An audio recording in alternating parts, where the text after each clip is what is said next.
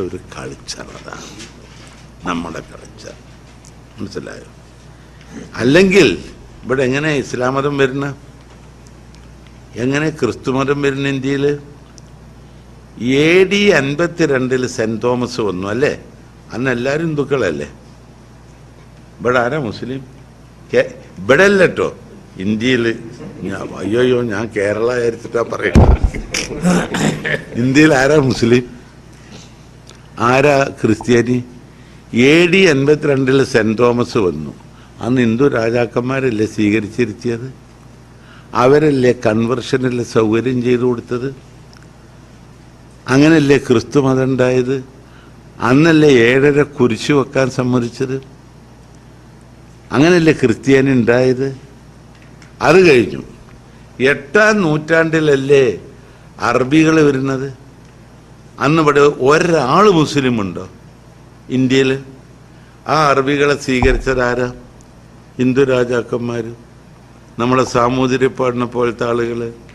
അവരെ കുടിയിരുത്തി പ്രത്യേക സ്ഥാനപ്പേര് കൊടുത്തു, കൺവെർട്ട് ചെയ്യാനുള്ള സൗകര്യങ്ങൾ ചെയ്തു കൊടുത്തു.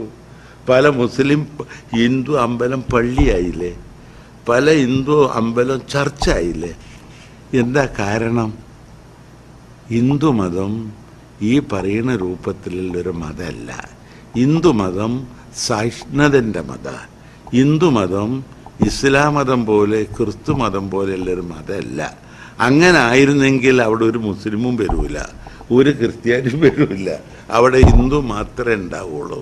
അപ്പോൾ ലോകത്തിൽ ബാക്കിയുള്ള രാജ്യങ്ങളിലൊന്നും കാണാത്ത ഒരു കൾച്ചറുള്ള രാജ്യമാണ് ഇന്ത്യ രാജ്യം. അത് മാറ്റാൻ ഒരു ശക്തിക്കും സാധിക്കില്ല. ചിലർക്ക് ഇങ്ങനെ ചില പ്രോബ്ലം ഉണ്ടാക്കാം എന്നല്ലാതെ മറ്റോ. തങ്ങളെ പേരെന്താ? എൻ്റെ പേര് ആര്യാട മുഹമ്മദ്.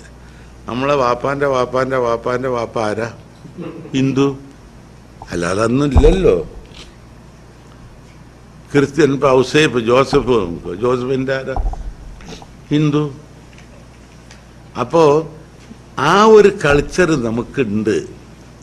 അത് ഒരു ഹിന്ദുമതം എന്ന് പറയണത് അദ്ദേഹം പറഞ്ഞ് അത് ഒരു കൾച്ചറാണ്, അതൊരു വേ ഓഫ് ലൈഫാണ്, ഒരു സംസ്കാര, ഒരു ജീവിത രീതിയാണ്. ആ കൾച്ചറും ജീവിത രീതി ഇന്നും ഉണ്ടവിടെ. അതിൽ നിന്നാണ് ഹിന്ദുക്കളും അല്ല ക്രിസ്ത്യാനിയും മുസ്ലിമും ഒക്കെ ഉള്ളത്. അറിഞ്ഞപ്പോൾ 4 തീവ്രവാദി വിളിച്ചിട്ട് മാറ്റാൻ നോക്കിയാലൊന്നും നടക്കൂല. മനസ്സിലായില്ലേ? അവരകത്താവുക എന്നല്ലാതെ. ഇതാണ് സംഭവം. SSU, SNDP ഒന്നും അങ്ങനത്തെ വർഗീയ സംഘടനയെന്ന് എനിക്ക് അഭിപ്രായമില്ല കേട്ടോ. അവരൊരു സോഷ്യലായിട്ടുള്ള കാര്യങ്ങൾ ചെയ്യണ ഒരു സംഘടനയാണ്.